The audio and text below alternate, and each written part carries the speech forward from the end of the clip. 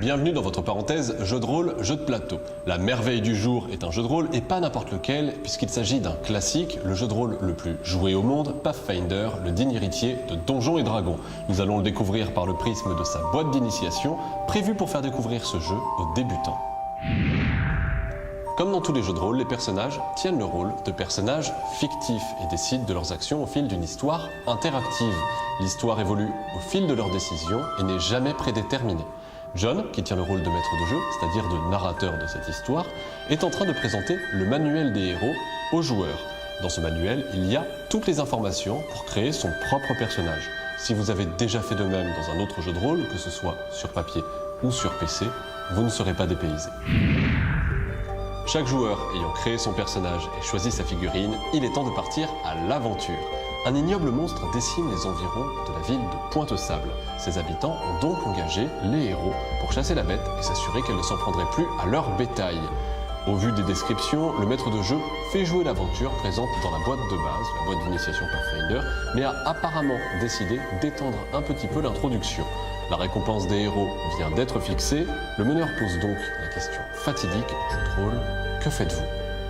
Les deux compagnons d'aventure se regardent et ils décident de partir tout de suite pour l'aventure et pour reconnaître les derniers lieux d'attaque. Ayant interrogé à peu près tous les paysans de la région, nos deux héros longent le flanc d'une falaise lorsque soudain leur piste s'arrête net.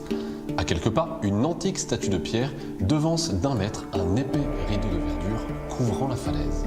Le maître de jeu décrit les lieux, il déplie un morceau de carte sur la table pour que les joueurs puissent poser leurs figurines pour la première fois, et John dessine même le rideau de verdure barrant l'entrée d'une grotte, puis demande aux joueurs ce qu'ils font. Question fatidique une nouvelle fois.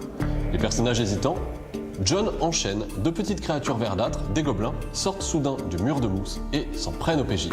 C'est leur premier combat. Chaque participant a commencé par lancer son initiative, qui détermine l'ordre dans lequel chacun va agir. Leslie joue la première avec sa magicienne humaine. Elle tire avec son arbalète et lance un des 20. Pour toucher un gobelin, il lui faut obtenir un 13 ou plus. Et c'est réussi, elle lance donc un des 8 pour les dégâts à présent. Le résultat est de 4. John décrit à Leslie la scène et la façon dont le gobelin a été fauché en pleine course. Évidemment, la bestiole se relève et c'est à présent au gobe d'attaquer.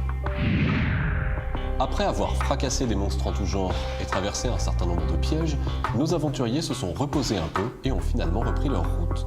On est dans du pur dungeon crawling, du vrai porte-monstre-trésor à l'ancienne et les joueurs ont l'air de se régaler. Le maître de jeu les amène à présent au niveau d'une petite étendue d'eau au centre de laquelle quelque chose semble scintiller. Anthony est impatient de découvrir ce qu'il en est et il envoie immédiatement son personnage traverser l'eau. Leslie, quant à elle, reste sur la défensive. Elle demande un jet d'observation au maître de jeu, mais John fait semblant de ne pas l'entendre et il fait durer le suspense. Voilà maintenant Anthony parvenu sur l'île quand, soudain, surprise, un monstre attaque. Anthony ne perd pas le nord. En bon guerrier, il demande s'il n'a pas vu une arme intéressante traîner dans le trésor. Et oui, John lui indique qu'une épée longue semble effectivement dépassée. Qui eût cru qu'un guerrier elfe et une magicienne humaine niveau 1 s'en sortiraient aussi bien dès leur première aventure dans un donjon. Sortis de leur premier donjon après quelques autres rencontres, les PJ en demandent encore. Le meneur prépare donc une nouvelle aventure de son cru et indique aux joueurs leur nombre d'XP. Avec tous les pièges qu'il a ajoutés, les petits gars passent niveau 2 dès leur première aventure. Pendant que les joueurs s'arrachent le manuel des héros pour choisir leur nouveau pouvoir, John s'attelle à l'écriture de son prochain scénario. Il va y avoir du nettoyage autour de Pointe-Sable, c'est moi qui vous le dis.